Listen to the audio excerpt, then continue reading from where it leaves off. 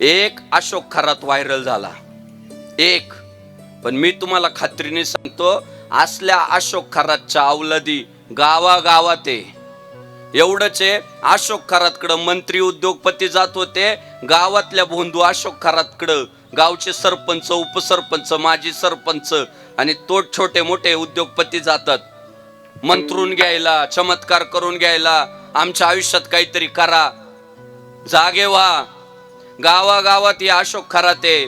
तो व्हायरल झाला म्हणून प्रकाशात आला, पण गावागावात शोषण चालू आहे. मी सांगतो तुम्हाला, असले जादू टोणे करणारे, चमत्कार करणारे बोंधू अशोक खरात जे गावागावात वसले ना, पुरुष असेल तर तो बायांचं शोषण करणारे आणि बाई असेल तर ती पुरुषांचं शोषण करणारे. म्हणून वेळीच जागे व्हा, पोलीस प्रशासनाला कळवा, त्यांच्या विरोधात आंदोलन करा आणि हे जादू टोणा चमत्कार करणारे हद्दपार झाले पाहिजे हिंदुस्थानातून.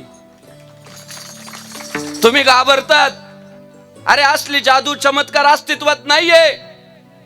सगळ्यात श्रेष्ठ जर काय तर कर्म श्रेष्ठ आहे. गहनो कर्मना गतीही, केले कर्म झाले तेचे भोग आले, उपजले मेले ऐसे किती. संतांनी जर सांगितलंय की तुम्ही जे कर्म केलंय ते भोगायला येणार आहे.